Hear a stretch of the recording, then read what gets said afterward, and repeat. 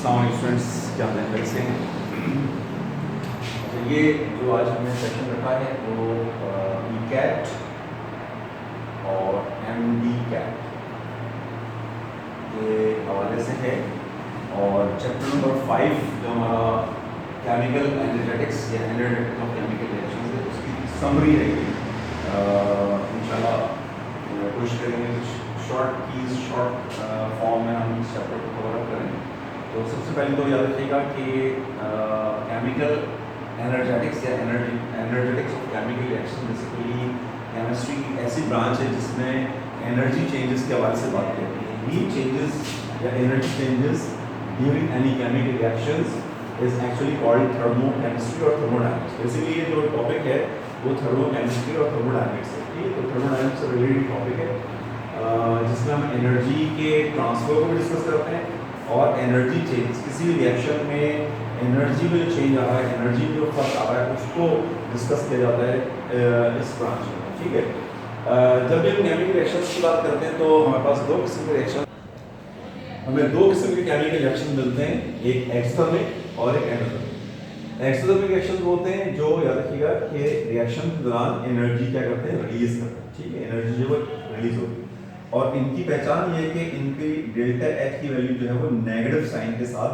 Mention की जा रही है। ये नेगेटिव साइन अगर आपको दिखाई दे रहा है इसका मतलब है वो एक्सोथर्मिक रिएक्शन। ठीक है, सीधा एंडोथर्मिक रिएक्शन होते हैं जिनको परफॉर्म करने के लिए एनर्जी दी जाती है। एनर्जी मिलेगी तो रिएक्शन आगे बढ़ेगा वरना नहीं बढ़ेगा। और इनमें डेल्टा एच की वैल्यू को जो है वो आपको पॉजिटिव जो है वो से शो किया है। ठीक है, नेक्स्ट अगर हम देखें तो कोई भी प्रोसेस किसी कंटेनर के अंदर किसी जगह पे किया जाता है, तो जब हम उस कंटेनर को ऑब्जर्व कर रहे होते हैं, उसमें होने वाले चेंजेस को नोट कर रहे होते हैं, तो उस मटेरियल को, उस कंटेनर को हम सिस्टम कहते हैं केमिस्ट्री की टर्म के अंदर या एनर्जेटिक्स के अंदर उसे हम सिस्टम कहते हैं। सिस्टम थोड़ा यूनिवर्स की कोई भी ऐसी शय जिस पर आपका तवज्जो हो, जिसको आप कंसिडर कर रहे हो, जिसमें होने वाली चेंजेस को आप नोट कर रहे हो, उसको हम सिस्टम का नाम देते हैं। ठीक है, सिस्टम के अलावा जो चीजें होती हैं उनको हम सराउंडिंग कहते हैं, यानी सिस्टम के इतराफ जो चीजें होंगी उनको हम सराउंडिंग्स के हवाले से पहचानते हैं। ठीक है, अच्छा, इसी के अंदर एक चीज होती है स्टेट ऑफ सिस्टम। अब स्टेट ऑफ सिस्टम से मुराद है सिस्टम की condition, temperature, pressure, volume, they all about called conditions of system और स्टेट ऑफ सिस्टम। जैसे कहते हैं initial state, initial temperature, final temperature, initial volume, final volume. तो जो इनिशियल या फाइनल कंडीशंस होती हैं उन्हें स्टेट ऑफ सिस्टम के नाम से पहचानते हैं। ठीक है, उसके बाद आ जाए एनर्जेटिक्स के हवाले से अगर बात करें तो यहाँ पर हम बात करते हैं एक खास टर्म यूज की जाती है मैक्रोस्कोपिक प्रॉपर्टीज। मैक्रोस्कोपिक प्रॉपर्टीज वो प्रॉपर्टीज होती हैं जिनको हम मेजर कर सकते हैं, जिनको नोट कर सकते हैं।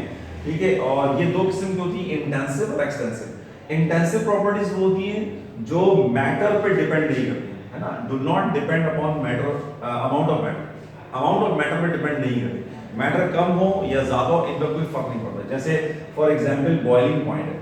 अब बॉइलिंग पॉइंट, एक ग्लास आपके पास पानी है, उसका भी बॉइलिंग पॉइंट जो है वो 100 आएगा।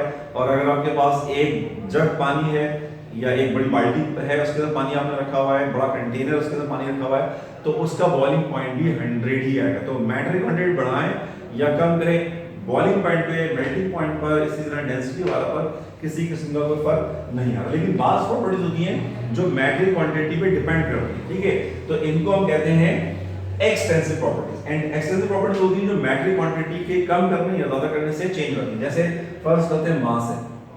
ठीक है, लेट्स सपोज ये मार्कर है, अब मैं आपसे कहूं इसका मास निकालें। फॉर एग्जांपल आपने मास इसका कैलकुलेट किया, आपके पास 20 ग्राम है, लेकिन मैंने इसका क्या बढ़ा दिया, तो क्या बढ़ाने के बाद क्वांटिटी ऑफ मैटर कुछ कम कर दी, तो मास इसका क्या हो जाएगा, लाजिम होगा कुछ कम हो जाएगा, तो मास जो है वो कम हो। इसी तरह वॉल्यूम हो सकता है।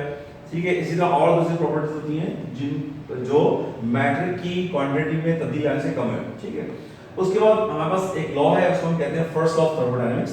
फर्स्ट लॉ ऑफ थर्मोडायनेमिक्स ये कहता है कि energy can neither be created not destroyed, यानी एनर्जी को ना तो क्रिएट कर सकते हैं ना डिस्ट्रॉय कर सकते हैं। ठीक है, यानी total energy of system remains constant, यानी किसी सिस्टम की टोटल एनर्जी में कोई फर्क नहीं आएगा, हमेशा वो कांस्टेंट है, उसमें कोई तब्दीली नहीं आएगी, ना बढ़ेगी ना घटेगी। ठीक है, हो सकता है सिस्टम से सराउंडिंग एनर्जी जा रही हो तो आपको चेंज नजर आ रहा हो, या सराउंडिंग सिस्टम में एनर्जी आ रही हो तो आपको चेंज नजर आ रहा हो, लेकिन दोनों चीजें, सराउंडिंग सिस्टम एक्चुअली किसका पार्ट है? यूनिवर्स का पार्ट है। तो यूनिवर्स की एनर्जी में कोई तब्दीली नजर नहीं आ रही, इसी को हम फर्स्ट ऑफ थर्मोडायनामिक्स कहते हैं।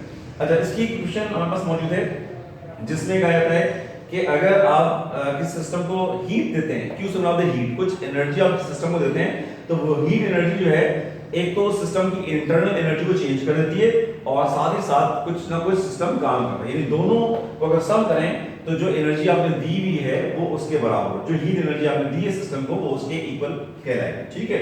अच्छा, इसमें याद रखिएगा एक चीज, क्वेश्चंस के हवाले से बाज़ वक्त न्यूमेरिकल्स बनते हैं, तो याद रखिएगा अगर लिखा हुआ है कि सिस्टम काम कर रहा है, वर्क डन बाय सिस्टम, तो W की वैल्यू प्लस लेंगे, और अगर लिखा हुआ है कि वर्क डन ऑन सिस्टम, तो याद रखिए W की वैल्यू को आपने नेगेटिव लेना है। इसी तरह अगर लिखा हुआ है कि Q जो है वो हीट सप्लाई सिस्टम, तो Q की वैल्यू को पॉजिटिव लेंगे, और अगर लिखा हुआ हो कि हीट एनर्जी इज रिलीज, तो आपने Q की वैल्यू को माइनस में शो करना है। ठीक है। नेक्स्ट टॉपिक हमारा है हैसेस of constant heat of solution. हैसेस of constant heat of solution ये कहते हैं कि, मतलब शॉर्ट में अगर मैं आपको एक्सप्लेन करूं तो ये है कि कोई भी रिएक्शन एक स्टेप में हो सकता है और एक से ज्यादा स्टेप में हो सकता है। कोई भी रिएक्शन डायरेक्टली एक स्टेप में हो सकता है और इनडायरेक्टली कई स्टेप्स के बाद भी हो सकता है। ठीक है। मतलब कोई भी एक प्रोडक्ट बन रहा है वो डायरेक्टली भी आप बना सकते हैं और इनडायरेक्टली भी बना सकते हैं। ठीक है।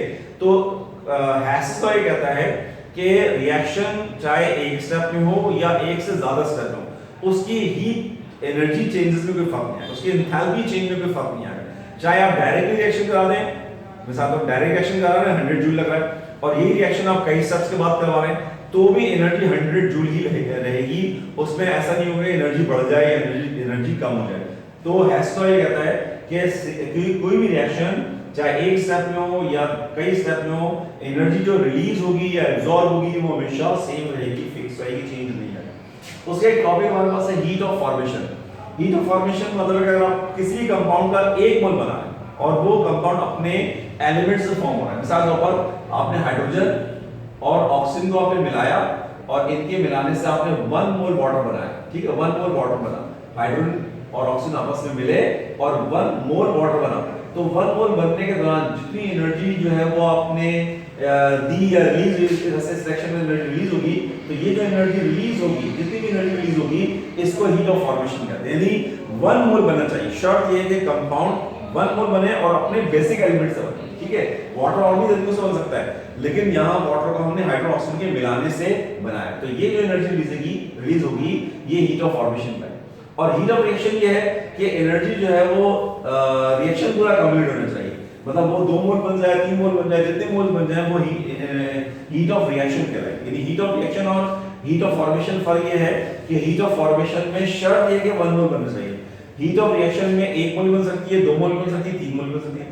अगर 1 मोल बन रही है तो वो हीट ऑफ फॉर्मेशन भी कहलाएगी, हीट ऑफ रिएक्शन भी कहलाएगी। लेकिन अगर वो मिसाल पर 2 मोल बन रही है, 3 मोल बन रही है, तो वो आपकी हीट ऑफ रिएक्शन कहलाएगी, हीट ऑफ फॉर्मेशन नहीं कहलाएगी। लेकिन अगर हम हीट ऑफ फॉर्मेशन मालूम करना चाहते हैं तो उसके नंबर ऑफ मोल्स से डिवाइड करें, जो भी हीट ऑफ फॉर्मेशन की वैल्यू आएगी उसको नंबर ऑफ मोल्स से डिवाइड कर देंगे तो आपके पास हीट ऑफ फॉर्मेशन की वैल्यू आ सकती है। ठीक है। एंथैल्पी आखिरी चीज है। एंथैल्पी याद रखिए कांस्टेंट प्रेशर, किसी भी सिस्टम के अंदर जितनी टोटल एनर्जी होती है वो energy, total energy of a system at constant pressure is called as its enthalpy. यानी एंथैल्पी से मुराद है कि किसी भी सिस्टम में कितनी एनर्जी, टोटल एनर्जी मौजूद है कांस्टेंट प्रेशर फिक्स होना चाहिए। ठीक है। जैसे यहाँ पे है कि H जो है वो E प्लस PD के बराबर है, यहाँ P से मतलब प्रेशर, जो सिस्टम पर प्रेशर अप्लाई हो रहा है, और सिस्टम का वॉल्यूम और सिस्टम की इंटरनल, इन सबको अगर सम कर लें तो ये आपके पास H आएगा, और इसी को हम डेल्टा H से भी शो करते हैं। डेल्टा H का होता है H2 माइनस H1, यानी final enthalpy minus initial enthalpy करेंगे तो ये आपके पास डेल्टा H की वैल्यू आ जाएगी। ठीक है। तो ये एक समरी थी, छोटा सा हिस्सा था कीज के फॉर्मेशन में, समराइज हमने किया है चैप्टर नंबर 5 को, और इंशाल्लाह इसके जो एमसीक्यूज हैं वो इंशाल्लाह नेक्स्ट क्लास में डिस्कस करेंगे इंशाल्लाह। और इसमें अगर कोई चीज आपको पूछनी हो, कोई बात कंफ्यूजन हो, तो जो हमारी डिस्कशन क्लास होगी जिसमें हम डिस्कस करते हैं एमसीक्यूज भी और टॉपिक्स भी, उसमें आप इसके जो भी प्रॉब्लम्स हो उसको आप डिस्कस कर सकते हैं, पूछ सकते हैं। इसका स्क्रीनशॉट लेंगे, फिर क्लास को हम वीडियो को खत्म करें। ठीक है। तो इंशाल्लाह नेक्स्ट मीटिंग में मुलाकात करेंगे। ओके, अल्लाह हाफिज़।